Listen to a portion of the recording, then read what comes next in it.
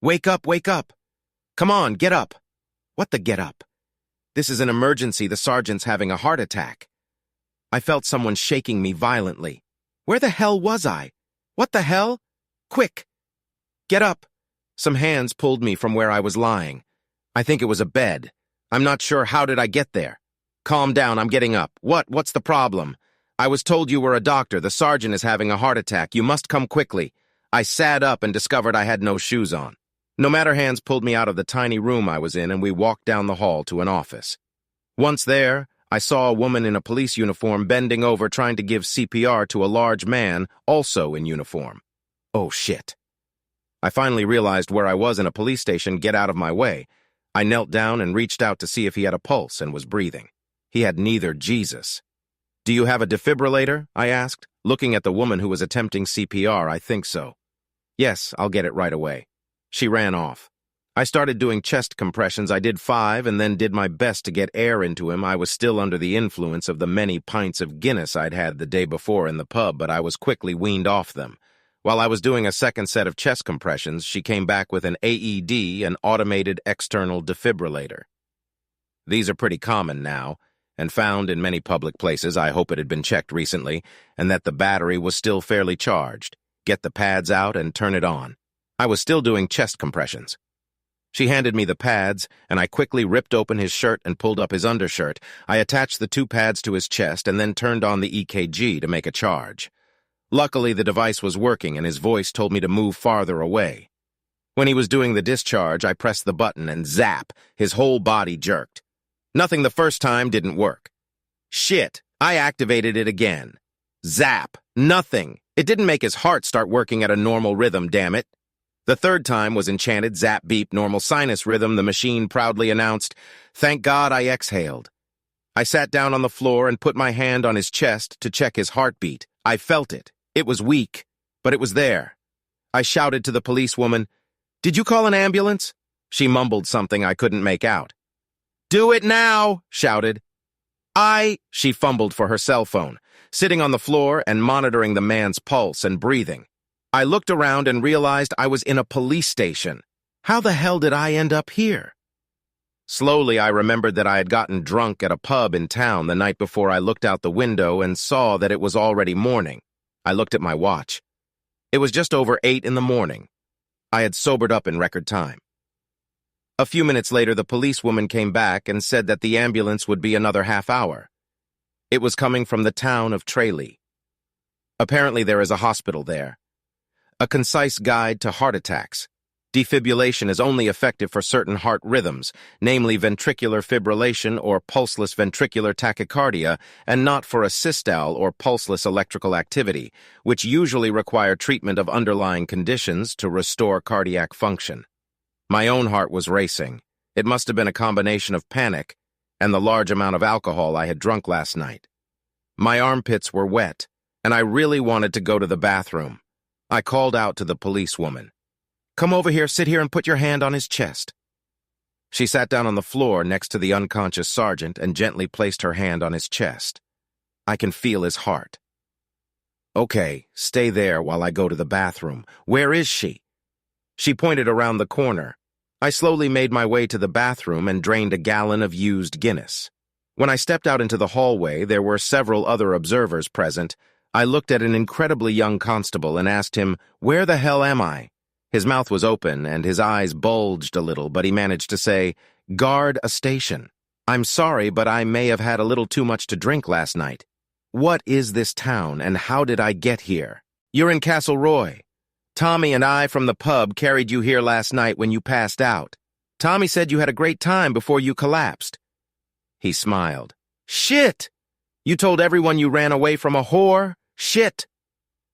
The young constable grinned, looking at me. I heard the sound of an ambulance in the distance. "The guys told me you're from the United States. Is that true?" I made a grimace. "Unfortunately, yes. They said you were a doctor." He said it more as a question than a comment. I nodded. "Yes." The ambulance crew raced through the door and was taken to the office where the sergeant was lying on the floor. The paramedics performed the usual routine check of his heart and breathing. My work here was done. I watched them load him onto a stretcher and carry him to the ambulance. When they left ostensibly to take him to the hospital in Tralee, I went in search of my boots and jacket. I found them on the floor next to my bunk in the tiny room I had occupied. To sleep off the previous evening's festivities, I found a policewoman, another constable, and asked her if I could leave.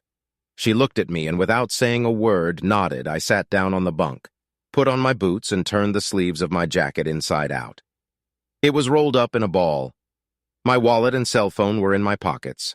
I walked back into the main office and looked around. Everyone, all four of them, two standing, two sitting, were looking at me without saying a word. I decided that any transgressions I might have committed in the pub were forgiven. I was beginning to feel slightly dizzy.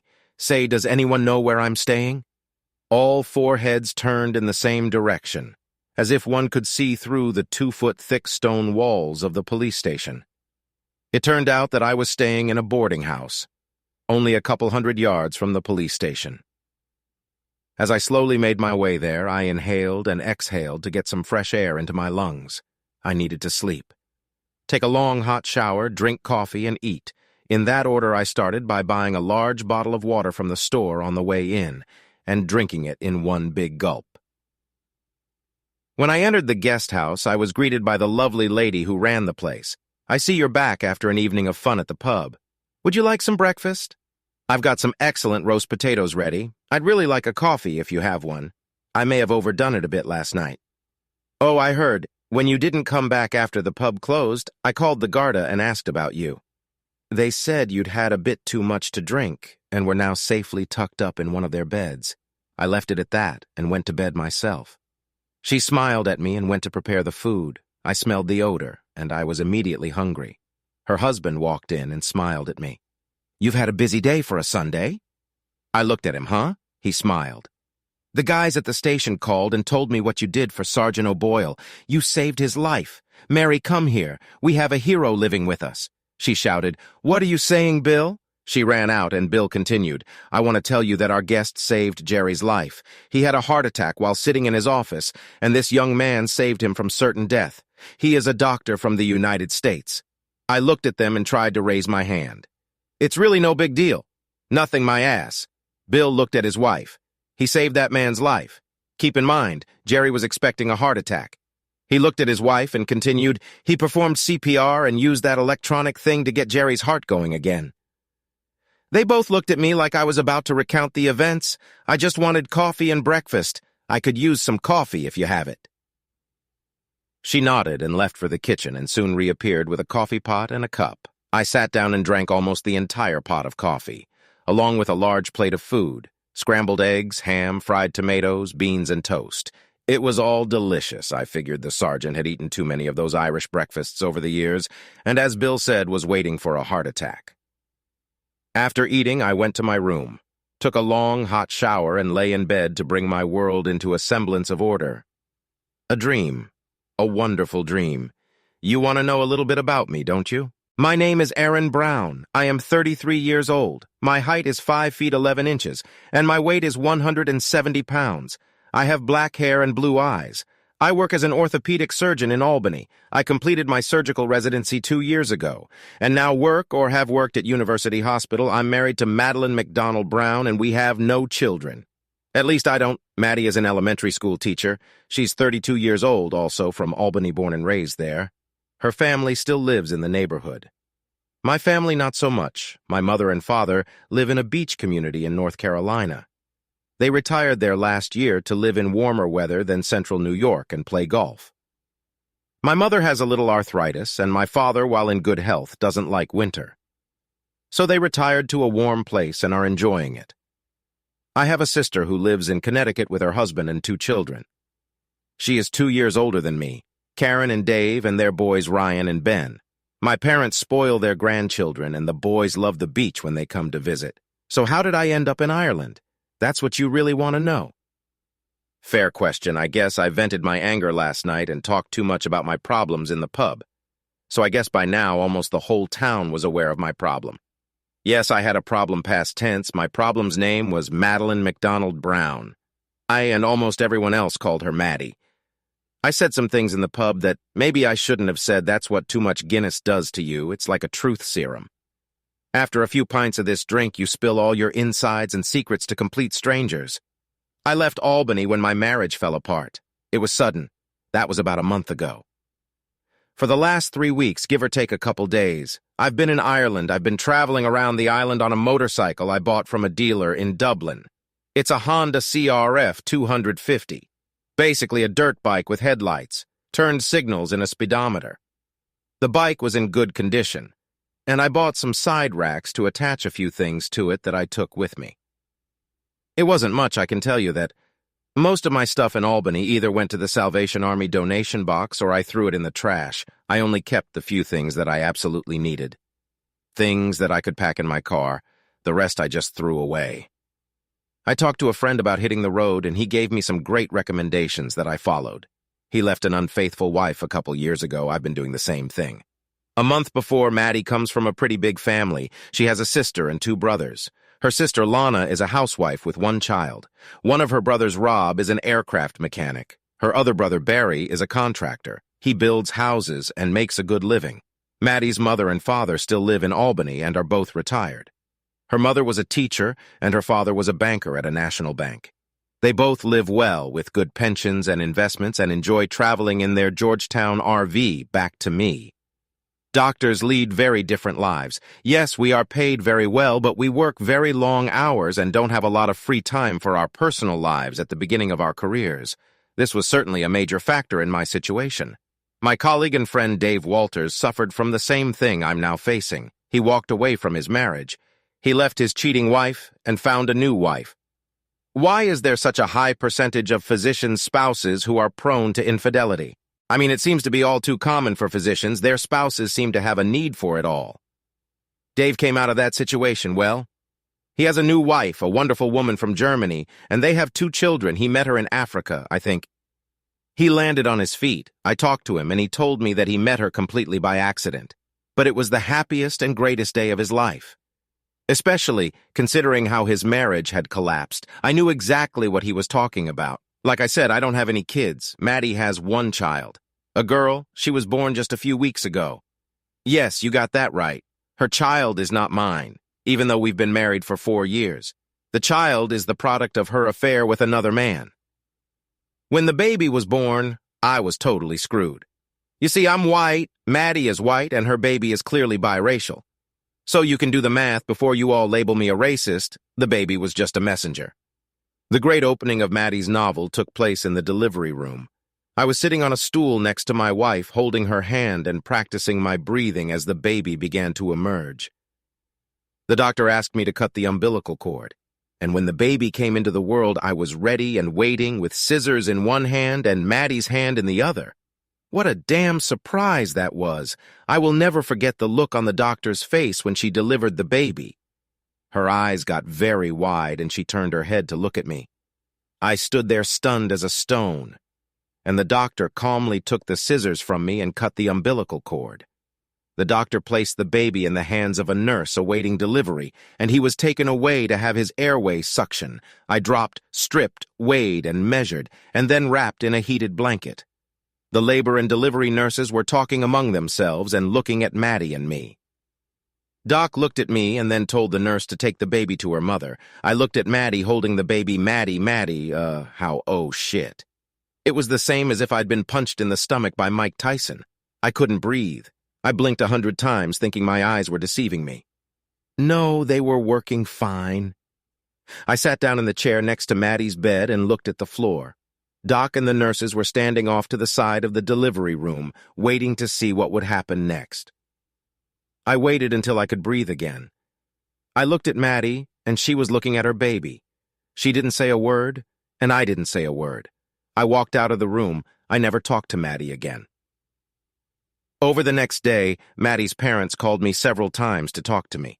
Her mother left several voice messages on my cell phone. One day I did speak to her. I asked if she had seen the baby. When she said she had, she asked if I could forgive Maddie for her mistake and be a father to the baby. I replied, "Can you?" I didn't get an answer. I ended the conversation. I never spoke to either of her parents again. A mistake. Getting pregnant by another man is not something you can explain away with, "Oh, I'm sorry, honey. I made a mistake and got pregnant by accident, and move on with your life as if everything is fine. Nope. As I was leaving the hospital, I made sure that the birth certificate had the information filled out and listed the father's name as unknown. I signed the form and left. After arriving home, I packed up everything I wanted and drove off. My old Subaru Outback was barely filled. I took some clothes, an iPad, a few things from medical school, and that was it. It only took me a few hours to sort through it all and load it into the car. I left my wedding ring on the kitchen table and walked away. My home that night was a hotel room. I was staying near the hospital where I worked. It was a different hospital from the one where Maddie had given birth. I was in a daze back to today, the day after my inglorious introduction to the town of Castle Roy. As I got drunk in a pub and began to talk about my problems, I was visited by a string of people from the town. Mrs. O'Boyle first came in to see me at the boarding house. She thanked me warmly for saving the life of her useless husband, as she described him, but that was another story. Nevertheless, she offered to do her best for me in exchange for Jerry's life. I thanked her and told her I would look in on the sergeant at the hospital when he was allowed to visit, probably in a day or two. Next up was the mayor of Castle Roy. She was a nice lady and brought along a couple of local officials who were curious to meet the American doctor who had stopped in their town and saved Sergeant O'Boyle from certain death. The mayor, a woman who I realized was in her late 50s and quite masculine in appearance, played the part of a politician. She and I were photographed for some unknown official record, and a group shot was taken of the mayor, her entourage, the owners of the boarding house, and me. The mayor calmly inquired as to what brought me to this quiet corner of Ireland. I mentioned that my family had emigrated from Ireland to the United States during the potato famine in the 1800s. I told her how my great-grandfather made his way to New York and settled in Albany. When he came to the U.S., he first went to Boston, but then decided he had more opportunities in Albany to work as a carpenter. I wanted to visit Ireland. I had never been to the country before. What I saw told me that I would not be done with Ireland for a long time. The mayor asked if I planned to stay in the area for a long time. I replied that I planned to ride my motorcycle around the Ring of Kerry and then head to Killarney. She laughed and nodded to the other two city officials. She looked me straight in the eye and began, Dr. Brown, I would like to know, if I may, a little more about your practice in the United States. What kind of doctor are you? Well, I'm an orthopedic surgeon. I do bone repair, joint repair, skeletal repair, and things like that.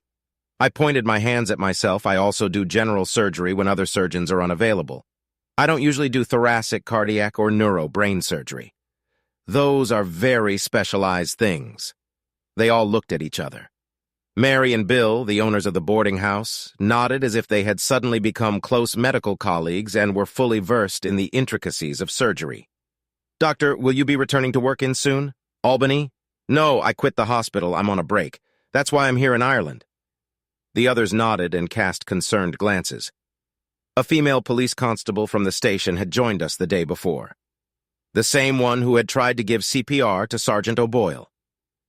I pointed at her and said, That girl did an excellent job of resuscitating Sergeant O'Boyle. I nodded toward the constable. I'm sure she would have done just fine without me. The constable blushed heavily and smiled. Everyone else laughed and nodded at her. The mayor looked back at me and continued, Dr. Brown, if I may, I would like to speak to you privately in my office. I have an important matter to discuss with you. Judging by her tone, I couldn't avoid this meeting, though I had no idea what she wanted to talk about. Sure. When would you like me to come by your office? Tomorrow morning will be best. I'm sure you'll have a lot to do today, and I don't want to encroach on your sightseeing time. After that, we shook hands and they left. The constable was the last to leave, and he gave me and the owners of the boarding house knowing glances. I had no idea what the hell was going on. Maybe it was an Irish peculiarity, but I would soon find out about it. Ireland is a very different place from what I'm used to back home in the United States. The Emerald Isle, as they call it, is called because everything is so green, especially in the summer. It was now September and the tourists had almost all left, so there was much less traffic on the roads. This meant it was much easier to get around. I slowly made my way through the country, stopping in small towns and staying a day or two to explore. The people are generally friendly and welcoming. The food is good and the beer is cold. Guinness is like Irish mother's milk. The national drink. I spent the day resting at the boarding house and after lunch went for a walk. The sleep I had gotten after the visits of Mrs. O'Boyle and the mayor and her men was much needed. That evening I limited my beer consumption to 1 pint along with dinner. The next morning I got up early and after breakfast went to the mayor's office. I was met by another woman who obviously knew I was coming. "You must be that American doctor." She said it more as a statement of fact than a question. I nodded. "The mayor will be here in a minute, so please have a seat." It seemed I had arrived before the mayor. I sat down and waited for her to arrive. It was only a few minutes during which I sat and pondered what I should do that day. I was in deep thought when I was interrupted. Dr. Brown, the mayor is here. Come in, thank you." I went inside, was greeted by her worship, and invited to take a seat on the couch. Coffee was ordered, and all the pleasantries of the day were listed. "Did you have a good evening, Dr. Brown?" "Ah, yes, a quiet evening." Dinner at the pub was very pleasant. I apologized to the pub owner for my behavior on Saturday night. If that's what we're talking about, I told him that I was going through a difficult time in my personal life and had unfortunately had one too many beers, and then raged and passed out. He was very kind and even bought me dinner and a pint of beer for my efforts on behalf of Sargent. Oh, boy. She nodded at me, and I continued with what I thought she wanted to hear. "I'll be leaving later today if that's what you're worried about." "Oh, that's not what I asked you to come talk about." "Okay, what the hell did she want?" "So I'm a little confused. If you don't care about me leaving your sweet little town, then what do you want to talk about, Dr. Brown? I have a problem I need your help with." I looked at her with the most puzzled expression on my face. "What can I be of use to Castle Roy?" "Well, Dr. Brown, you're a doctor who doesn't have a contract in America, and Castlereagh is a town that needs a doctor, at least for a few weeks until the government in Dublin gets off its ass and finds a replacement for Dr. Kennedy, who has retired and gone to South Africa." "Oh, what do you want? Do you want to hire me as a local doctor?" "Yes, that's essentially what the proposal is. We desperately need a doctor in the area. The nearest doctor is in Tralee, almost an hour away, and we have many fine people who would be forever in your debt if you would consider it a favor to help us out and stay for a few weeks. The Department of Health in Dublin says they will send a replacement.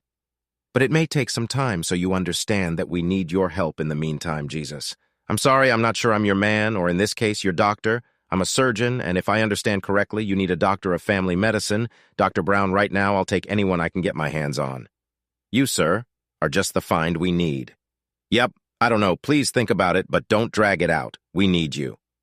Mary Johnson, mayor of Cassidy, I spent hours on the phone with the geniuses in Dublin who distribute doctors around the country, and they told me it might be a year or more before we saw a doctor in the area again. Dr. Kennedy was now in his 80s and beginning to forget a great deal. His daughter took him to South Africa to live with her and her husband. They figured he wouldn't have far to go to a nursing home. So I was on the phone checking out the American gift that had fallen to our lot.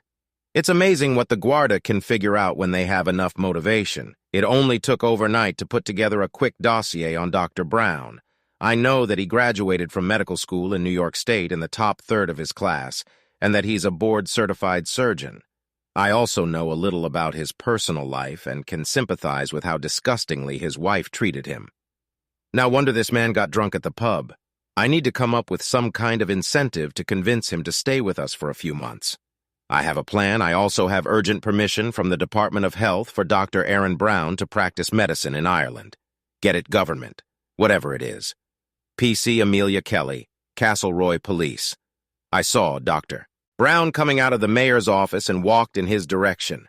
I was technically off duty, so I wasn't wearing a uniform. I was dressed in my best casual outfit, a white blouse, skinny jeans, and high-heeled boots. My hair was done today, and I had a little makeup on. Yes, I tried to be as attractive as possible this morning. I'm only 27. My height is about 5 feet 8 inches, and my weight is just over 9 stone. I do a lot of running. And to be honest, I am in great physical shape, Dr. Brown, I shouted from a distance. He turned his head to see where his name came from. I walked over to him.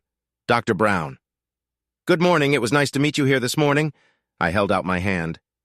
We haven't been introduced to each other yet. I'm Amelia Kelly. I'm the constable who helped you when you rescued Sarge and O'Boyle Aaron.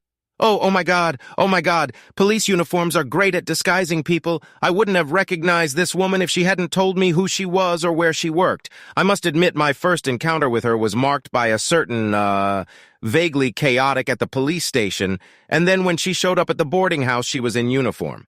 At that time, my attention was occupied by the mayor and her people. Plus, I'll admit I was a little hungover. That's an understatement.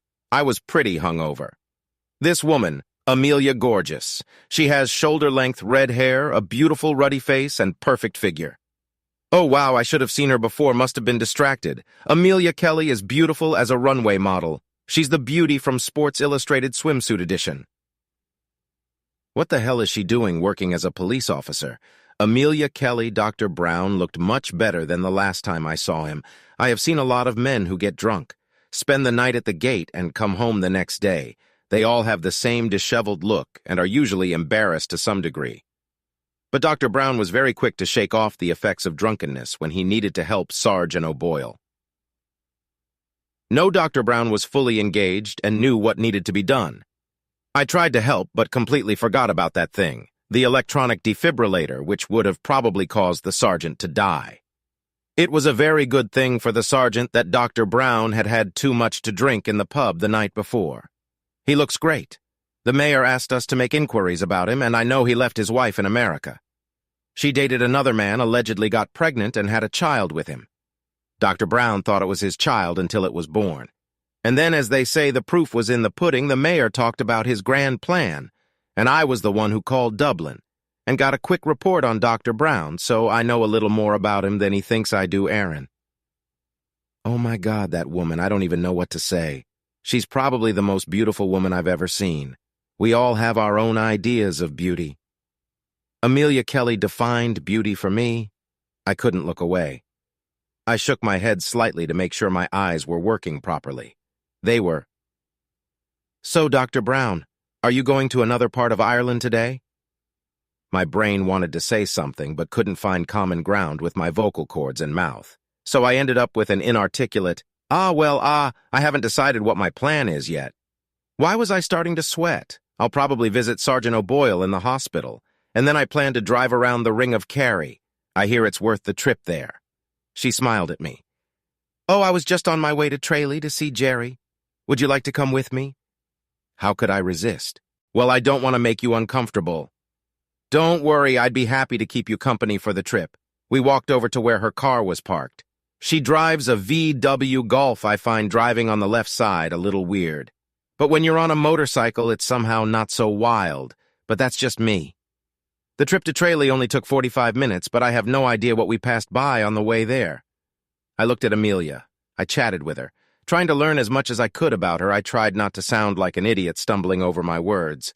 She seems to have grown up in Castle Roy, and her father was one of the local baristas. Her mother stayed at home and brought her and her two brothers up.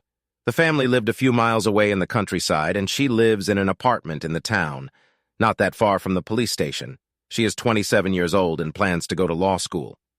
But first wanted to get some police experience. I also found out that she is single and currently has no boyfriend. For a while, she was engaged to a guy who was a semi-professional soccer player, but he got an offer to play for a team in Spain and it ended. Plus, he seemed to find Spanish women very attractive. We visited Sergeant O'Boyle and talked with him for a few minutes. He learned from his wife and other visitors that I had heroically rescued him from the clutches of certain death. He promised to give up fried food and beer, to drop at least 4 stone and get in shape. He was confident that by next year he would be running half marathons. Looking at him, I wasn't so sure. We'll see if he manages to do it. Amelia told me after we left him that an inspector came from Killarney and told Jerry that he had to lose a lot of weight, or they were going to force him into early retirement. Jerry needs money for his pension, so he has no choice but to take up exercise. His wife will whip him and work him until he gives up. Tralee isn't the biggest town, but it has 2 hospitals. So it's considered a big town in Ireland. A brief guide to Tralee. It is a town of about 25,000 people. Urban and rural in county carry on the Dingo Peninsula.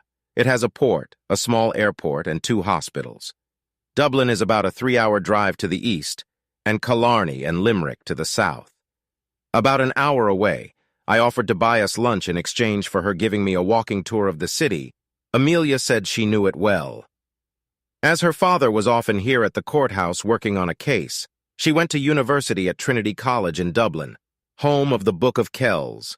Her undergraduate degree is political science, and she focused on EU defense policy and international relations. At lunch, I decided that I would be asked the usual questions. What is an American doing traveling around Ireland on a motorcycle? Where did I grow up? What about my family? Where did I go to school? We ate, I recounted. She dodged the obvious question. What about your wife? Did you stay in the pub the night you got drunk that you had a wife? I stayed away from the subject too. I had a great day with Amelia, but never made it to Ring of Kerry. When we got back to Castlereagh, she dropped me off at the guest house, and I thanked her for the ride in the tour of trailer. I knew that as long as I stayed in this town, I would probably get to see more of Constable Amelia Kelly, and that would be a pleasure.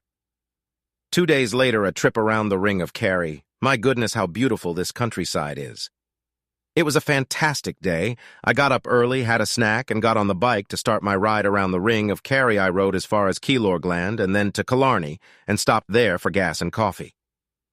The town is very interesting, and I was served some delicious pastries to accompany my coffee.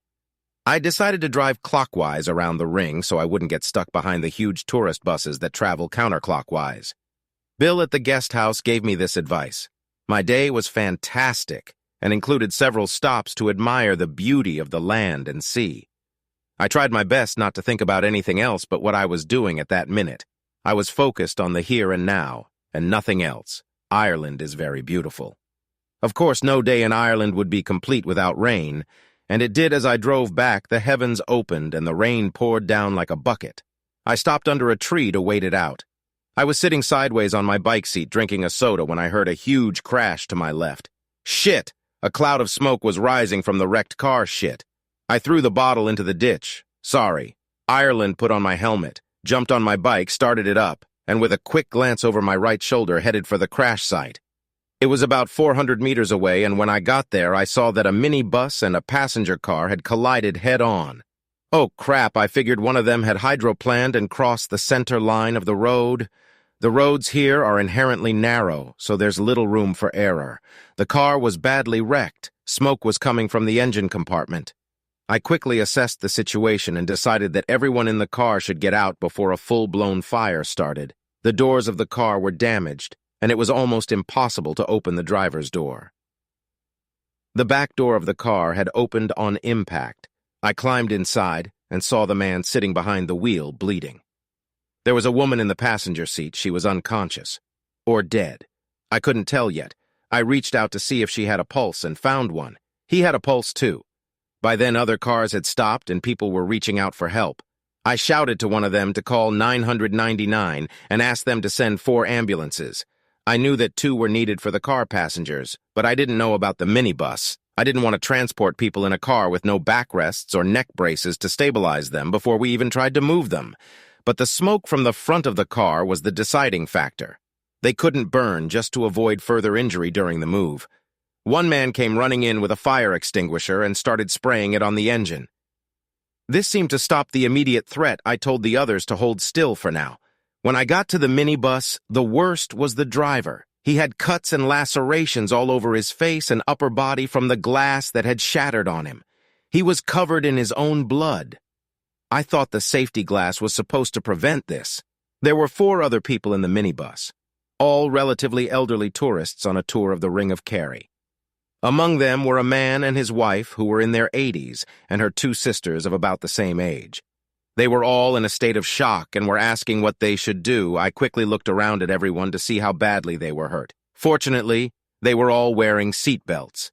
One of the women had what appeared to me to be a broken collarbone due to a seat belt. Older women tend to have brittle bones due to calcium loss with age. So I wasn't surprised by her injury. She was clearly in pain, but she held up well, told me she was fine, and to get her brother-in-law checked out. He had cancer a few years ago, and she was worried about him. I tried to make a joke about the weather in Ireland, but they were all talkative, and that said they were in relatively good shape. Tomorrow they would be sore from a combination of the effects of the accident and stress. I walked back to the car, and some of the people who had stopped got blankets and towels to keep the man and woman in the car warm. I was worried about internal injuries. They are hard to see without a CTS machine and possibly an MRI. The man had what appeared to be a compound fracture in his right leg and had to be immobilized. I applied a tourniquet to his thigh to reduce blood loss.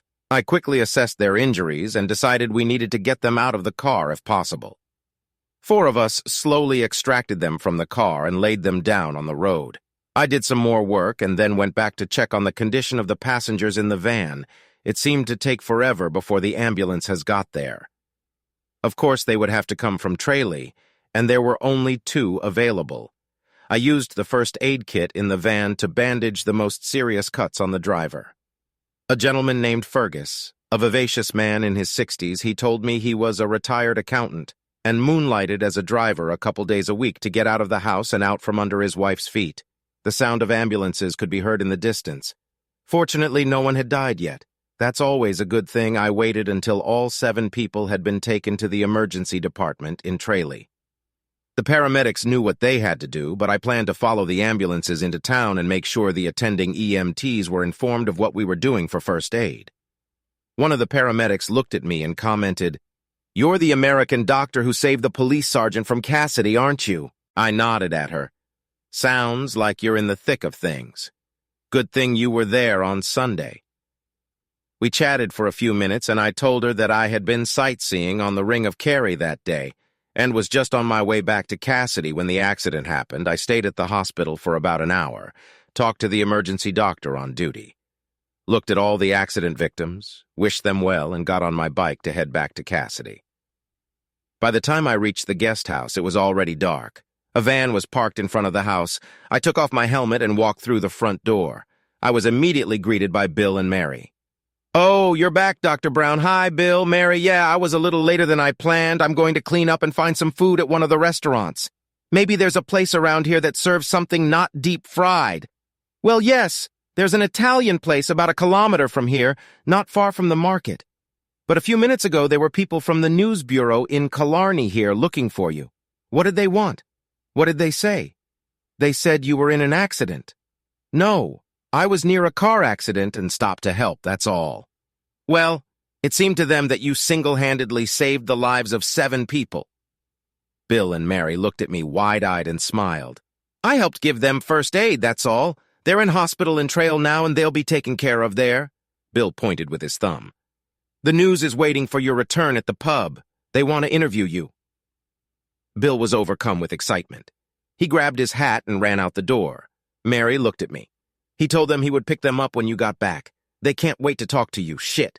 That's not what I want right now. I just want to eat dinner, maybe have a glass of wine, take a hot shower, and get some sleep." I smiled at Mary. "I'm going to go to the pub." I walked out the door. I kind of lied to Mary. I wasn't going to the pub. I was going in the other direction. A little misinformation would buy me time to get to the restaurant and get a bite to eat before I was besieged by the newbies. Whoever they were, I was partially successful. I managed to grab some food before they found me.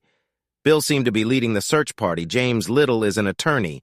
Albany, New York. I needed to speak to a client. As far as I knew, he was somewhere in Ireland, but I had a cell phone number. It was weird, started with +353 and then a bunch of numbers. Well, I need to tell Aaron some news and find out what he wants to do after I got his number. 1 ring it, 2 ring it, 3 ring it. Hi, damn it, Aaron, where are you, man? In Ireland, man. Where in Ireland? It's a small town in the southwest Castleroy, a very small place on the coast. What happened?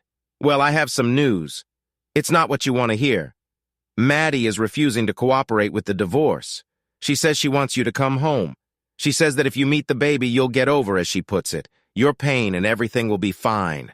She can back off. That's what she can do. Tell her she has to find a guy to move in with her and be the father of her baby. It won't be me. Shit. I laughed a little. Yeah, that part won't happen to him. I had my investigator find out who the baby's father is. And it turns out it's the gym teacher at the high school in the neighborhood of the school where Maddie teaches. He is also the soccer coach. A guy named, I don't care what his name is. Man, the interesting thing is that he's married and has 2 kids. He's in no position to do anything but go to work every day and keep making money to support all those mouths and pay the mortgage. Maddie has little hope of him supporting her child or herself. So what does all this have to do with me?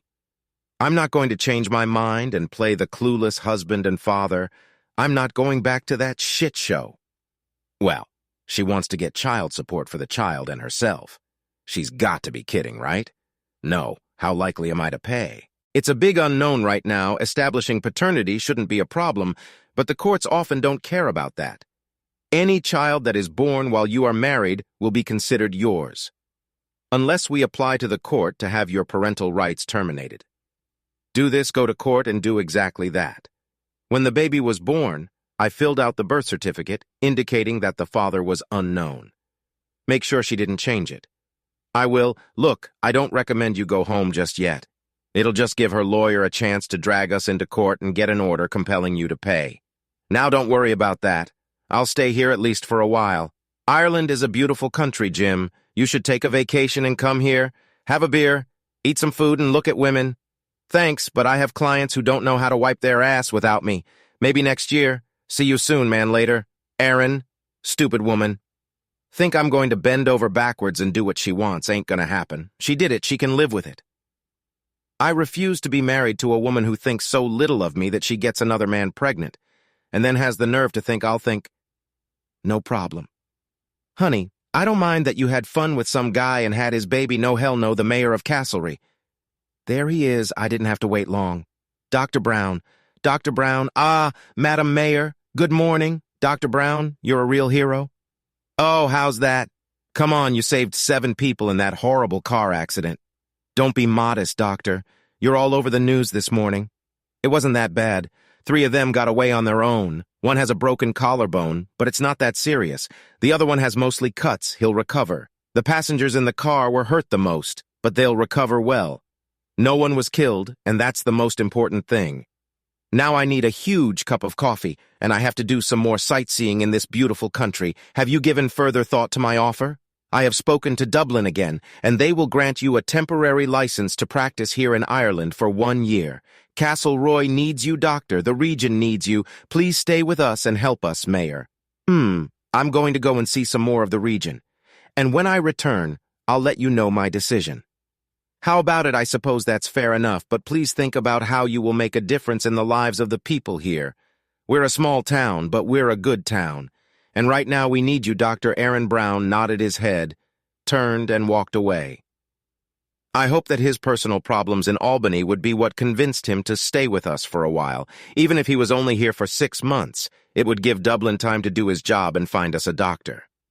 We'll see, Aaron. I started my motorcycle and went for a ride. I went to Killarney.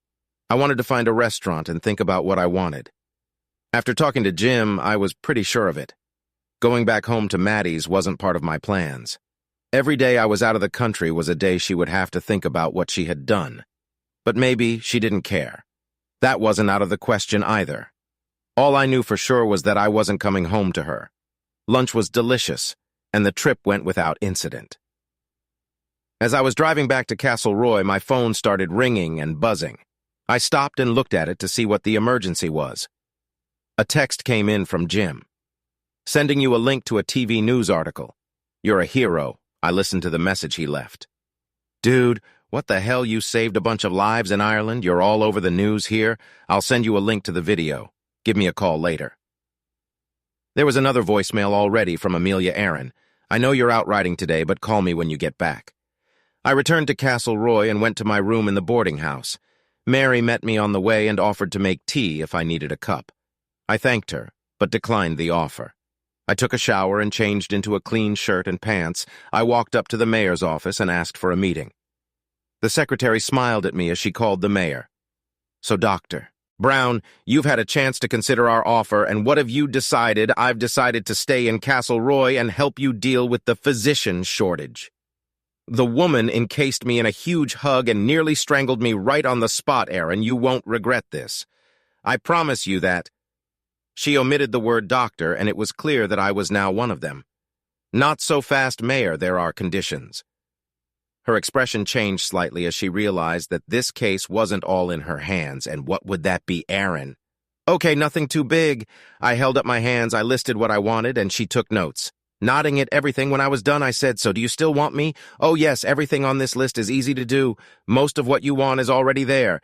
You just need to take a step and start practicing medicine. Amelia, Good news travels fast in small towns, and bad news travels even faster. The mayor called and said that Aaron had agreed to stay on for a while and fill in for the district doctor. Word about him spread like wildfire. And within a day, there was a line of people waiting to see him at the office. All of Dr. Kennedy's patient records were still kept in the office where he practiced. The nurse had retired when he left, so we put a lock on the building so things wouldn't go missing. The mayor hired a secretary for Aaron, a young girl who had just graduated from high school and was looking for a job. The local traveling nurse practitioner could also come and help. She took some urgent cases, but she had a large territory and was here half a day a week at best. Now that Aaron was here, she could come more often. And P. Laura Tompkins. Laura is about 35 years old, divorced. She has a daughter who is about 4 years old. Her husband, now ex, is a manager in a shipping company that operates out of Dublin. Will had an eye for women, especially when his wife was out of sight. This got him into trouble. She left their home in Dublin and took a job in Killarney. She lives near Castlereagh. Laura is a pretty woman, blonde and tall. She's a little fatter than me, but still very attractive. I may have to watch her and claim her if she gets too close, Aaron. Oh my God, this office smells, musty. It needs a good airing and maybe a good cleaning if I find dead cockroaches and mouse shit. Well, I guess it can be cleaned up. Administrator Nicole is brand new. And this is her first real job since graduation. She still wears braces on her teeth. Her mom came into the office and brought her lunch. Her mom was very excited to meet me and smiled a lot. Her mom was in her early 40s, and I noticed that she had dressed up a bit for such an occasion. The first thing I had to do was to get my office in order. I took an inventory and made a list of things I would need. I had a phone number to call to arrange delivery. And we logged into the computer system to access health department resources. I didn't even have a stethoscope. I didn't have the ability to write a prescription called scripts here for a patient. I also had to plug into the system to refer patients to tests and specialists. It'll be a few days before I can start seeing patients. Yeah, that's what I thought. People in the neighborhood had a very different opinion, and then it started. Dr. Brown, Nicole yelled at the top of her voice. What? You have to come out here now. Why? Just come out, hurry up. Okay, I walked out to the waiting area. There was a man sitting there with his arm wrapped in a towel and a woman with him. He looked pale, like he was about to pass out. That's it. The woman started holding out a plastic bag to me. I looked at it, and in it was what looked like a finger. Oh, shit! He cut his finger off in the tractor engine. I told him to be careful, but he never listens to me. My first real patient in Ireland. Go back to the exam room. I looked at Nicole call the hospital in Tralee and tell them I need them to try and reattach this man's finger. Then call an ambulance to get here as soon as possible. I had nothing but basic supplies to treat him. I sat him in a chair and asked him to put his hand on the examination table. Slowly, I turned his hand around to see the actual damage. There were 2 fingers missing. Did you find the second finger? I asked his wife. She hummed, No, that's the only thing I could find. She pointed her finger at the bag. Okay, I need to stabilize this wound, and let's do what we can so the doctor at the hospital in Tralee can reattach it. My first task was to reduce blood loss and treat the injury until the ambulance arrived. An hour later, my patient was on his way to the hospital. I was able to manage the blood loss and stabilize his condition. He turned very pale and started to lose consciousness when I unclasped his arm. I probably would have done the same thing if it had been my hand. The pinky and ring finger of his left hand were injured, and apparently it was the ring finger that had been in the plastic sandwich bag his wife had. I put ice on the finger and sent him to the hospital with them. So this was my first patient. My secretary managed to get the man's name from his wife, and she even offered his national medical card. I had completely forgotten about it. At home, my job was to operate and treat people. I didn't worry about health insurance. The administrative staff took care of that. Later that day, Laura Tompkins, the regional NR, stopped by. She's a very busy woman and didn't stay long. She gave me her business card, we chatted for just a few minutes, and then she had to leave to pick up her daughter. I learned from Nicole that she was a single mom and lived in the neighborhood. I put that information aside for the future. I needed a place to live. The boarding house wasn't bad, but there was no privacy from Mary and Bill's prying eyes, and I wanted my own space. It didn't have to be big. A tiny one-bedroom house was all I needed, and I wanted a reasonable kitchen so I could get my own food. I needed a place to park my motorcycle and possibly store my bike if I got one later. The apartment needed to be furnished because this was a short-term endeavor, and I didn't want to get rid of much when it came time to move. Most likely back to the U.S., I contacted a real estate agent and began my search. The search lasted about an hour. The agent was Josephine Landers. She was a nice lady in her 40s, a little chubby but not unattractive. She knew I would need a place to live and had already picked it out for me. As I said about small towns, any news spreads very quickly. The apartment, that's what they call condos, here was about 50 square meters, that's about 500 square feet. And it had everything I wanted. I already had my name on the door, Dr. Aaron Brown, Maryland. There's nothing better than being confident. Josephine proudly walked me through the apartment and pointed out all the elements that would be useful to me during my stay in the city. The apartment had many windows and a beautiful view of the fields down to the water. There was even a balcony where you could have your morning coffee or sit at the end of the day. She had thought of every detail. Linens and towels are easy to find. We have stores right here in town that can provide anything you will need, and I have alerted them to be ready to provide everything you need. All they need to know is what color you prefer. The woman had it all covered. This place really needed a doctor. I looked at her with a slight smirk. Sounds like you've thought of everything. She smiled back, just trying to be helpful to my client. Later, I thanked Mary and Bill for taking care of me and carried my one bag of belongings from the boarding house to the apartment. When I entered the house, I said to none other than the walls, "I'm home." Well, this will be home at least for now. I went around the stores, picked out some bedding, a couple pillows, and 2 towels, and took them to the apartment. I ran them through the washing machine and then made the bed. Next was the food. I walked a couple blocks to the market and stocked up on the essentials, including beer and wine. I don't know why I bought wine. I don't drink it often, usually only in the company of women, and when it seems appropriate to what I'm eating or doing, but I did buy a bottle of white wine. It all went into the fridge, but the wine didn't stay there long. There was a knock on the door. Amelia Josephine pulled into the station and reported, "Everything is ready. Here's the address." She handed me a card with the address of the apartment Aaron was renting. I tucked it in my pocket and went home at the end of the shift to freshen up and change into more appropriate clothes. After taking a shower, I washed off the heaviness of the day, then put on some tight jeans and a sleeveless blouse, put on some eye makeup and was ready to go out. I called a Chinese coffee shop and ordered food. I stopped by there and picked up my food and then drove to the address Josephine had given me. I rang the bell. After a couple minutes, I heard, "Hello, how can I help you?" I laughed. "Police, open up." What the? Then there was the sound of the door opening and I walked in. I heard the door on the second level open. I went up the stairs. We heard that someone might have broken into the house, so I came to check. He smiled. "Do you always bring food for trespassers? Just the ones I like, Aaron." Waking up in someone else's bed. I realized I was in my new temporary apartment. I also realized I wasn't alone. I looked at my cell phone to check the time. It was time to get moving. I nudged my partner lightly on the bed. "Amelia, I have to go." She yawned. "What time is it?" 639. "I need to get cleaned up and report to my new place of employment." I went to the washroom, emptied my bladder, and turned on the shower.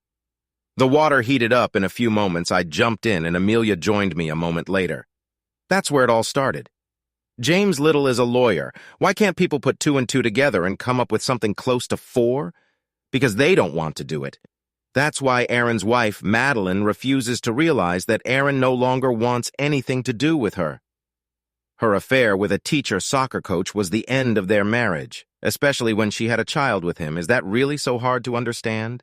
But she refuses to admit that Aaron is done with her finished kaput. I filed the paperwork with the court and delivered copies to her. I told her to have her attorney review everything, and we would set up an appointment to iron out the minor details. It was a simple divorce, but she is determined to turn it into a protracted case. It's only going to make her attorney fees more expensive. The fact that Aaron has left the country is also an indication of the court's intentions. The New York Supreme Court hears divorce cases, and I have a hearing scheduled for next week. It's all routine stuff for the court. I have DNA testing and photos of my client that I want to introduce into the case. To prove that the child is not his, I want to get a court order to force the real father to provide the DNA sample. and thus delay the child support issue for him. Madeline advised her attorney to seek marriage counseling. I could easily object. My client left the country to find a new job. Besides, marriage counseling has to be agreed to by both parties. Otherwise, it's just a waste of time and money. No, that's not an option. Madeline also wanted to know where Aaron was and wanted to know how to contact him.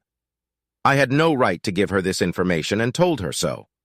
Her attorney tried to intimidate me by saying she would file a motion in court to force me to divulge this information.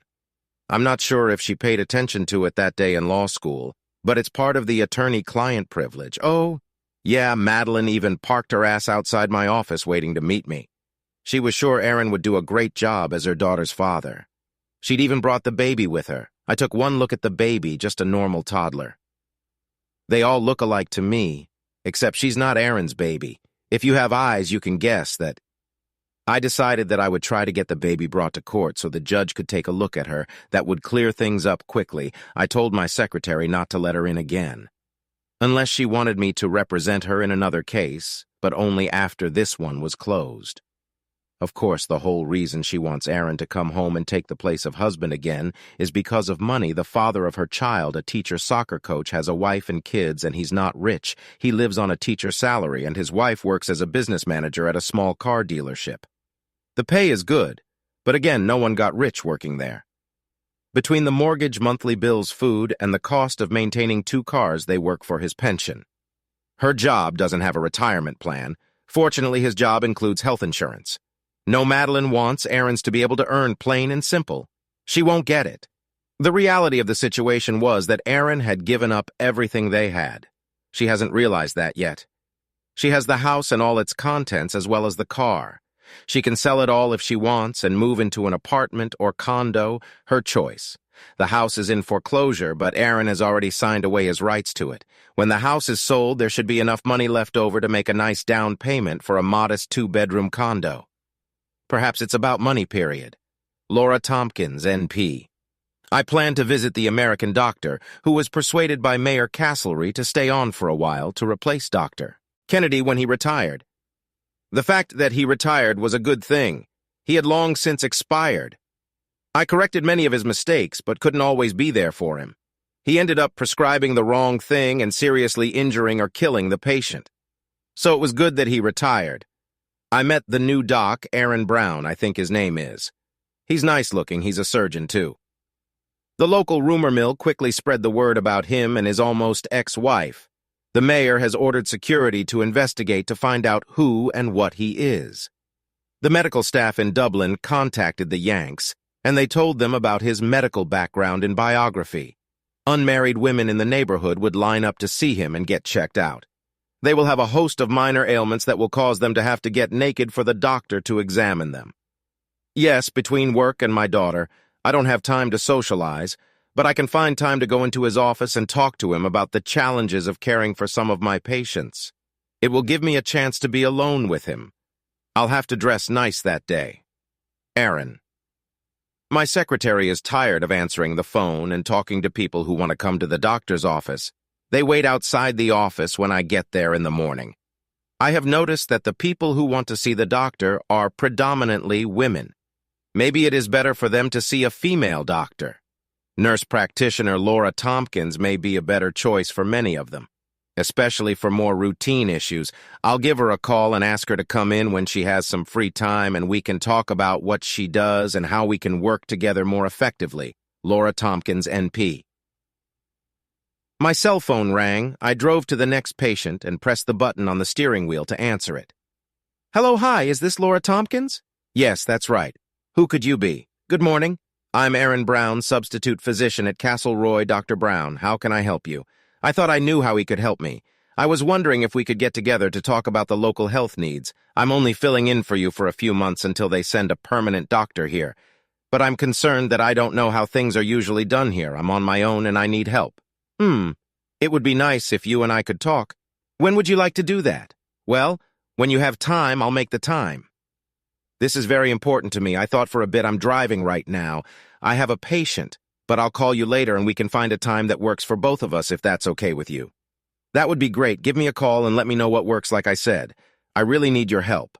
I started to come up with a plan in my mind. It would take a little time, but I had it, and who knows, maybe Dr. Aaron Brown had it too. We'll see Aaron 2 days later. I got a call from Laura Tompkins, a local nurse practitioner, inviting me to her house for dinner. Who am I to turn down a home-cooked meal? I went. It was a short walk to her house. I decided to get a bottle of wine. I took two, one red and one white. I had no idea what she liked or if she liked wine at all. Irish women all seem to like wine. The woman at the store where I bought the wine made some recommendations, and I agreed with them. I knocked on the door, and a tiny girl answered me. She looked about 3 or 4 years old to me. She looked at me with an expression mixed with curiosity and surprise. She turned her head and screamed, "Mommy, that American is here!" I heard movement approaching the door. "Dr. Brown, please come in." The little one stood to the side and slightly behind her mother. Big welcomed me with a smile and waved, inviting me into the house. She's gorgeous. Laura Tompkins is about 30 years old, I think about 5 feet 9 inches tall, very good looking, long dark hair, and weighs no more than 135 pounds. I am constantly amazed by Irish women. I stood there like a deer in headlights until I remembered I had brought my wine with me, and it was in a bag in my left hand. Where are my manners? I looked at the crumb and held out my hand. "Hello, I'm Aaron, and who are you?" Her expression brightened a little. "My name is Matilda, I'm 4 years old, and my favorite book is Winnie the Pooh." "Well, Matilda, it's a pleasure to meet you and learn about Winnie the Pooh. Tigger is my personal favorite." I handed the wine to Nurse Tompkins and waited for them to escort me to the kitchen or dining room. "I have no idea if you like wine."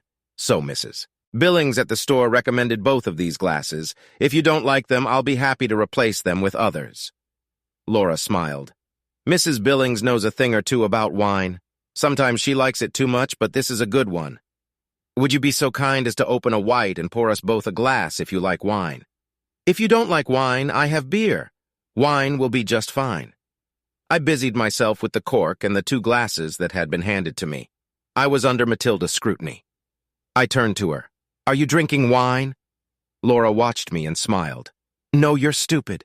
Kids don't drink wine. We drink juice. I'll have an orange juice, please. It's good to know when I meet the other kids I won't offer them wine." I tried not to laugh. She's very sweet. Laura smiled the whole time she was preparing our food. I offered to help, but was refused in favor of being entertained by Matilda. She was adamant that I listen to her attentively. She went off to her room and returned with a coloring book and crayons. I was politely asked to help color some of the animals on the farm. When I wanted to color a pig with a red crayon, I was told quite clearly that the pigs were not red but beige. That's right.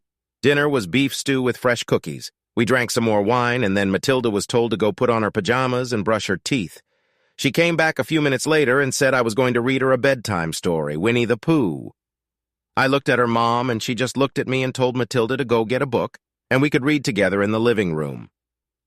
While I was reading to Matilda, Laura was tidying up the kitchen and putting leftovers in the refrigerator. I watched her out of the corner of my eye and thought that this is what a real family does. This is what real life is like. Laura Aaron was captured by my daughter. She is tiny but very effective at conquering the biggest of them all. But there was one she couldn't conquer. Her father. I don't often invite men into my home, much less share dinner with me and my daughter. But this time was different. I had a pretty good idea of the man. I had information from several sources, and of course all the things he'd done since he'd come to our shores. The fact that he was on the run from an unfaithful wife made him interesting. He knew the same pain I did. I packed Matilda's things and left her father in Dublin. I couldn't bear his disrespect. I realized that he didn't want a daughter and didn't want to take responsibility for a family at all. It was his loss. I also knew I had competition in Amelia Kelly. She was good with men. She was a little younger than me and prettier, but in a head-to-head competition I had help. And I knew what Dr. Aaron Brown wanted. The look on his face as he read to Matilda spoke volumes. Aaron dinner with Laura was excellent. The meeting with Matilda was very interesting. I got back to my apartment around midnight, took a shower, and went to bed. If the last few days had been any indication, tomorrow was going to be a busy day. Just as I settled down on the bed, my cell phone rang. The number was from the U.S., but displayed as unknown number. I could have ignored it. But I was concerned that it might be a call from my mother or father. I answered, Hi, Aaron, is that you? I immediately realized who it was and didn't want to talk to her. Maddie, if you have something to say to me, please do it through Jimmy. I don't want to talk to you, Aaron. Please don't hang up the phone. Please let me talk to you, Maddie. We have nothing to talk about. You've said everything that needed to be said. Goodbye. But I hung up and blocked the number. Amelia. My sources tell me I have competition for Dr. Brown's attention. Nurse Hottie seems to be a contender. She's certainly attractive and has her charms, but I have the advantage of not having been married before and having no children. I need to think about it and make a plan for how to proceed. Jimmy, that woman is turning into a pest. Aaron doesn't pay me enough to put up with her constant harassment. She's been told countless times that he won't talk to her, but she persists. She's nothing if not persistent. What bugs me the most is that she sicked her own boyfriend on him and got him pregnant, and now she wants Aaron to ignore her and go back to her. She's delusional. Damn, Aaron texted me that she somehow got his phone number in Ireland and called him. He wants me to get a restraining order from the court so she doesn't bother him. I am trying to get a judge to agree to that. In this state, divorce judges don't like to issue restraining orders, unless there is a threat of physical violence. It's going to be hard to prove in this case, but I'll try. I told my client that I don't hold out much hope that we can get a restraining order, Laura. It had been a few weeks since I had met Aaron Brown, and he had already come to my house 3 times for dinner. On Saturday, he took Matilda and I out for a walk and picnic, and we had a great time. We went to Killarney National Park, where I've been many times, and walked some trails. Matilda wanted to ride on Aaron's shoulders, and he put her on there for a while. We had lunch at the Ladies' View Cafe, and after lunch, we went to Torque Falls and took some pictures that he wanted to send to Mom and Dad. That night, as Matilda lay in bed and slept soundly, we made love for the first time. I know I was nervous because he was the first man I had been with since my divorce. We spent the night together and woke up together in the morning. Aaron Jimmy called me with the news of my divorce. My ex-wife doesn't seem to realize that I'm no longer interested in marrying her.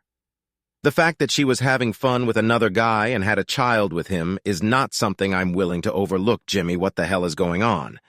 He hesitated for only a second. I wish I knew Aaron. I've been trying to get her to sign the papers and finish the job, but I've had no luck. I think we need to go to Plan B.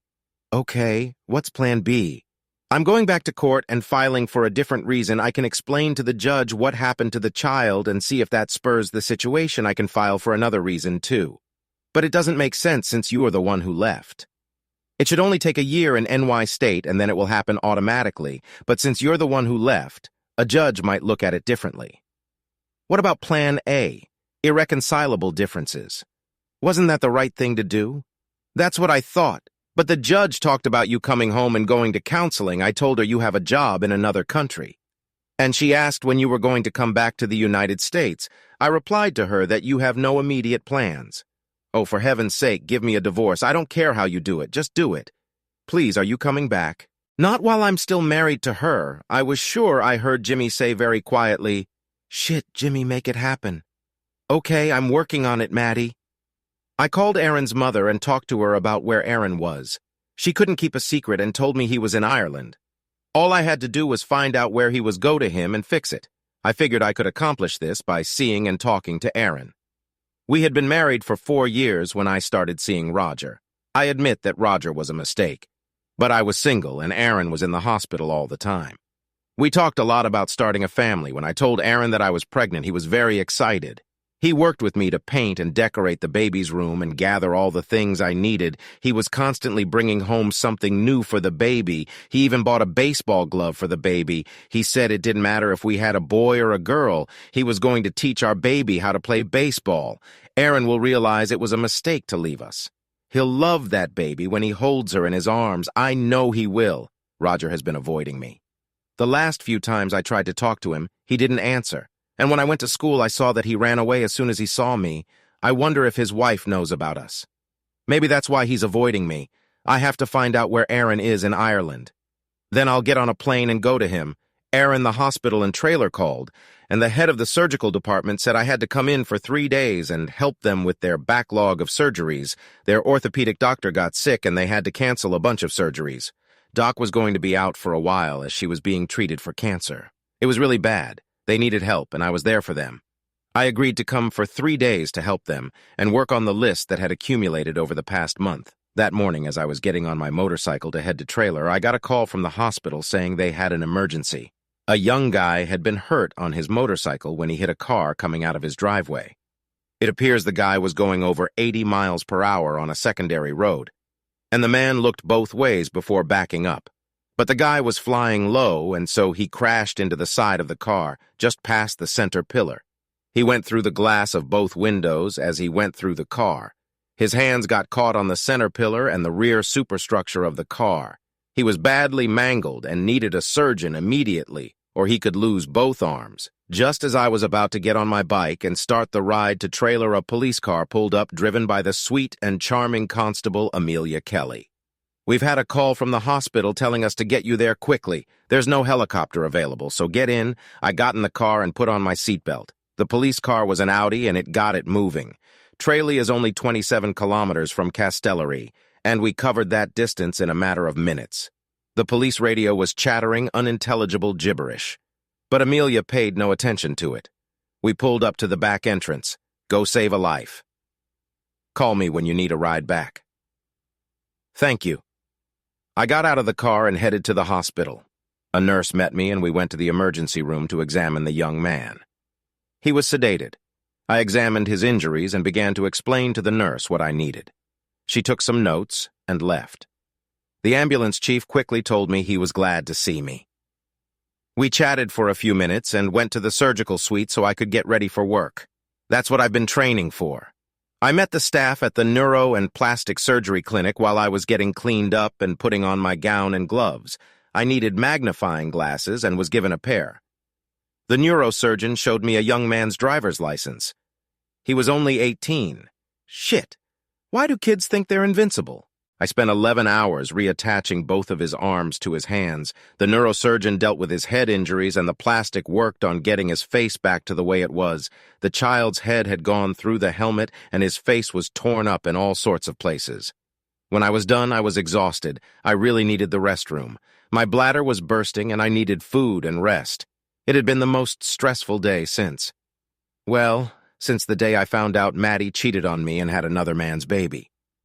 Since the day I left, I talked to the nurse who kept the surgery schedule and learned the plan for the 8 surgeries I was to have over the next few days. The plan consisted of 2 surgeries a day for 4 days. It was a bit of a killer schedule, especially considering I hadn't had surgery in over a month. I decided I had to suck it up and get to work. The Irish had been kind enough to shelter me, so to speak, and I had to repay them for that. The scheduling nurse told me that they were counting on me to help them every 2 weeks and make sure they weren't too far behind with the surgeries. I guess I can do that. After finishing my work, I realized I had no way of getting back to Castle Roy. I called the sweet and charming Constable Kelly. Half an hour later, a police car with flashing lights pulled up to the hospital. Her red hair was gathered into a ponytail. "She's beautiful. What the hell am I supposed to do?" 4 months later, Aaron, I had just finished seeing the last patient of the day in St. Nicole home. I heard the door open and yelled that we were closed for the day. I heard footsteps and then a voice. "Hi, Aaron." I looked up. Damn, how the hell did she get here? "Hello, Maddie. What brings you to Ireland?" "Yes, of course. It took me a while to find you." "You look good." I sat down. "Thank you. What do you want from me, Maddie?" She looked good. Motherhood was clearly coming her way. She had put on a few pounds, but they were all in the right places. "I want you to come home. I want you to come home." I had a lot of anger to vent. I had to be careful not to go too far and do something stupid. I took a deep breath and exhaled. "Why would you want to do that?" "I think you're missing a few important things. What do you think the consequences of you having an affair with that guy from your school would be? Did you really think I would just ignore the little fact that you have his kid? I may be naive, Maddie, but I'm not stupid. You have no right to have fun and ignore the consequences. I'm not the guy who's going to tell you it's okay. Honey, I'm okay with you having another man's baby. I don't mind you having fun with men. Get your head out of your ass, Maddie." She decided that the view of the floor was interesting and continued to look down. "Aaron, you have to come home. I need you and your daughter."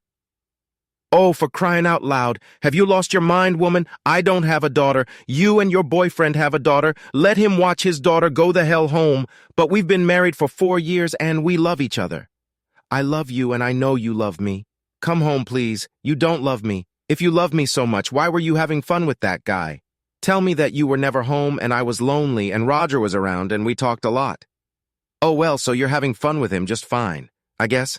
When did you get that head injury? The one that made you forget that we weren't supposed to be having fun with each other? Maddie had a hard time answering. Can you just think about it? I really miss you and I know you can be a good father. I couldn't believe the nonsense that was coming out of her brain and mouth. And then I was saved. I heard the door open and Amelia walked in. She was dressed in tight jeans and a sleeveless blouse. Her hair was styled, and she only had light makeup on her eyes. Amelia is very good, and today she looked especially good.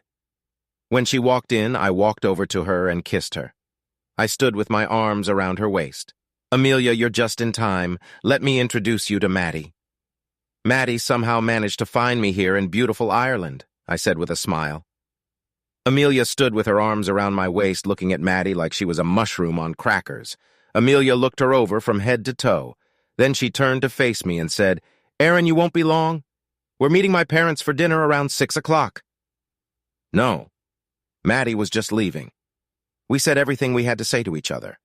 I looked directly at Maddie. Isn't that right, Maddie? Maddie doesn't take hints very well, Aaron. We need to have a serious talk about what you're doing. Amelia intervened. Well, Maddie, we'll have to wait until another day. Aaron and I have to get on the road or we'll be late. And my mom and dad are sticklers for punctuality. I'm sure you understand me now. Amelia gave Maddie a fierce look. If this was going on in a pub, the lads would have gathered closer, expecting a physical fight between the two women. In Ireland, you could sell tickets to see it. I wasn't going to give Maddie the hope that I was stupid enough to listen to her ramblings. She could talk until the proverbial cows came home, and it wouldn't matter in the slightest. After all, she was involved in a sexual relationship with another man and had a child with him as a result. I sympathize with the child. She doesn't get to choose who her mother and father are. She deserves a better mother than the one she got. I knew that my hard-working attorney had been to court and that the final dissolution of marriage certificate was imminent. Maddie was trying to escape having to raise a child alone and facing being a single mom. She should have thought about this before she started having fun with this guy and got pregnant. Jimmy made me aware of all the court dates and statements he had filed, and the judge acknowledged that the baby was not mine. The judge asked who the father of the child was, and Maddie's attorneys simply said that they recognized that I was not the father. According to Jimmy, the judge made a face in response that spoke volumes. In the end, Maddie would keep the house and our bank accounts instead of money from me. And since there were no children in our marriage, no further support in any form, I knew Maddie would walk away with a little over $90,000 after the sale of the house and our small savings account. But I considered the money well spent as a life lesson for me. I was in no hurry to find a replacement for myself at the moment. I planned to spend a few more months here in Ireland, become a local doctor, assist in operations, and think about what I wanted to do. But life doesn't always go according to plan. Maddie. Well, it didn't go the way I wanted it to.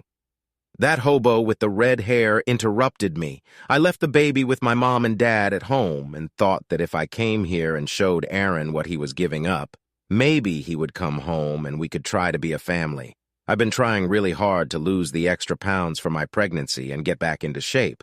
I got back into my size 6 jeans and brought out the perfume that I know Aaron really likes, but the bitch showed up and I know she was wearing Chanel perfume. I could smell it.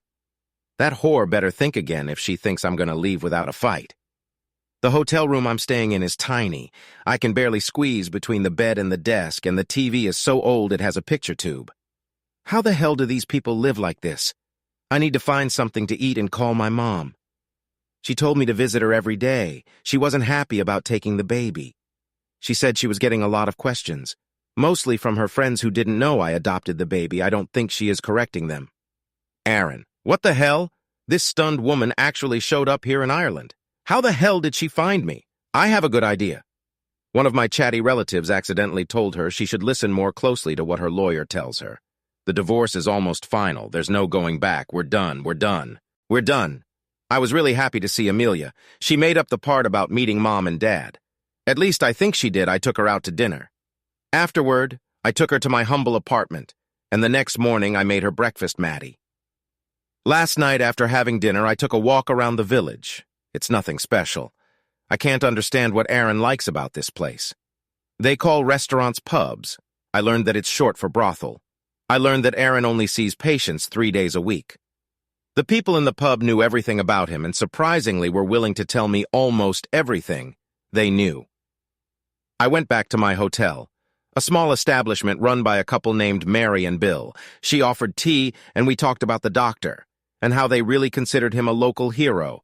They told me about how Aaron had saved a policeman and about a traffic accident he had helped tourists in. Mary asked where I was from, and when I said I was from Albany, she looked at me wide-eyed and did the math. She realized that I was Aaron's wife. She quickly said she had some things to do in the kitchen and left me alone. I heard her and Bill talking in quiet voices. The next morning, I arrived at Aaron's clinic and was greeted by a teenager at the front desk. I told her I was here to see Aaron. She looked at me, and I knew she knew who I was. Word travels fast in this small town. I was told he would not be in today. It was surgery day at the hospital in Tralee, wherever it was. I asked when his next appointment would be. The teenager looked at the appointment book on her desk and said the doctor was busy all this week. Maybe I could come back next Monday. My goodness, these people. I walked around the city some more and had a cup of terrible coffee. The weather was starting to be nice when I left the hotel. But now it was fogging, and the city seemed incredibly small. I had no idea where to go to wait it out. I didn't know where he lived. Maybe he was living with last night's red-headed skank. I'd ask around and see what I could find out. The mayor of Castlereagh, I received a call from Garda informing me that there was an American woman in town inquiring about Dr. Brown. She was staying with Mary and Bill at their hotel. It did not take Inspector Clouseau to explain that it was Mrs. Brown with whom we had parted, who was trying to get our doctor to return to Albany. We had to put a quick end to it. A quick call from Mary informed me that this woman, Madeline Brown, had gone to the doctor's office looking for him. I know he was in Tralee today, operating on the hips and knees of those who needed new ones. No, I needed to get the estranged Mrs. Brown to come home and leave young Aaron alone. Luckily, I have Constable Amelia Kelly on my team. Amelia is a world-class beauty who can attract any man just by looking at him and beckoning him to her with her index finger. She may be the most beautiful woman in the region and certainly in Castlereagh. I know that her career as a police officer is about to end, as she has entered the law faculty of Trinity College, Dublin. Her father is an alumnus of that college, and she will undoubtedly succeed there. I talked to Mary and Bill, and it turned out that the bed and breakfast would have to close immediately due to a safety violation. I had no choice but to tell the only guest that she had to leave immediately. Her belongings were packed and ready to move. Bill apologized profusely, gave her all her money back, and said he had booked a room for her at the nearest hotel with rooms available, which happened to be in Killarney. To say she was really pissed at Bill is to say that, we had to sacrifice everything to get a doctor for our town. Bill understood that very clearly. Maddie, the goddamn hotel, just kicked me out, telling me some bullshit story about having to close because the state health inspector shut them down. And now I have to go to someplace called Killarney, wherever it is. And it's raining hard. I hate Ireland. Also, my mom calls me and asks me when I'm coming home. Damn. I just got an email from school on my cell phone reminding me that my maternity leave ends in about a week, and I'll have to go back to work. Shit. Amelia.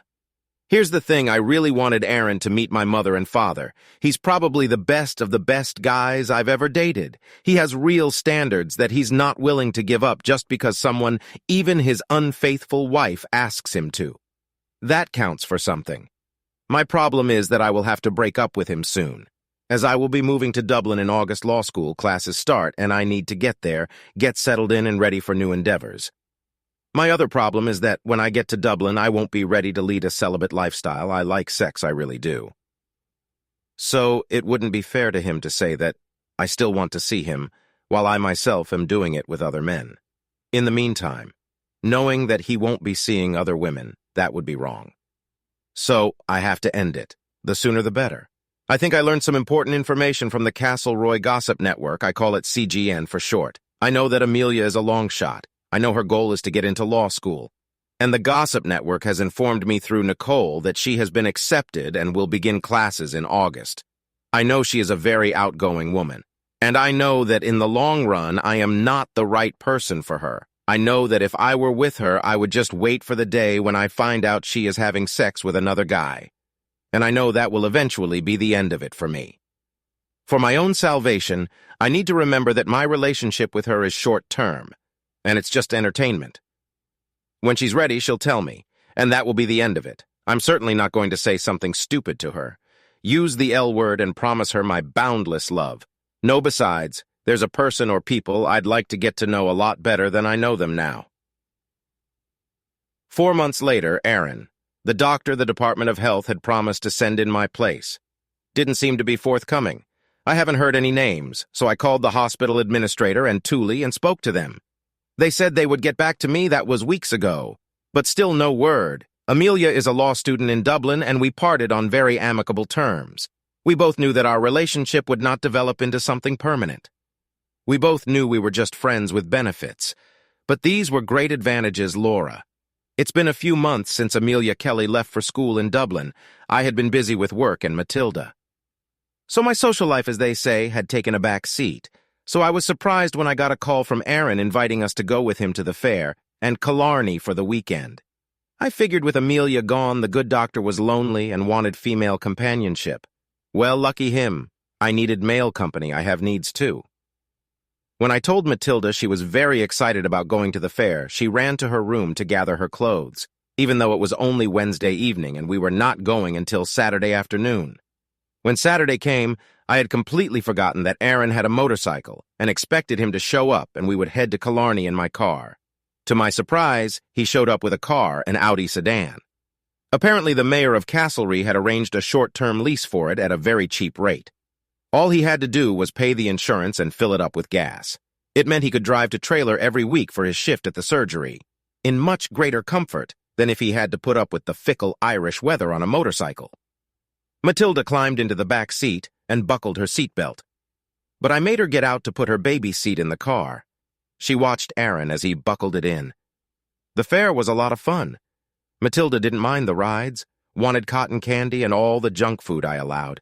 She walked around the fairgrounds holding Aaron's hand the whole time I watched his face to see what he thought of his job. I think he liked it. After the fair, we went out for some real food and then went back to my house. I invited Aaron in. Matilda got into her pajamas, brushed her teeth without asking, and then went back into the kitchen, took Aaron's hand and dragged him to her room. He was instructed to read a bedtime story. Half an hour later, he reappeared. She's a heavy sleeper. The food and fresh air have finished her off. I smiled at him. You've earned your drink. I handed him the wine glass. How do you do it? I was stumped by the question, what to do? Spend your days caring for difficult patients and your evenings and weekends caring for your very busy daughter.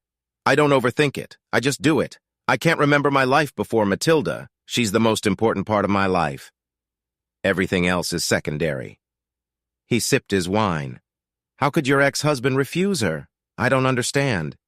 Some men aren't cut out to be husbands and fathers. He's one of those. If she was mine, well, I couldn't think about it. I never think about it. Matilda is my everything. I took a sip. But that doesn't mean I don't want more. I looked at him carefully. What do you want? We talked late into the night. He told me what it was like to be betrayed by his ex-wife, how he felt when he saw that her child was clearly another man's, how he felt cheated, how he'd been used. She had been unfaithful for a long time and hid it well.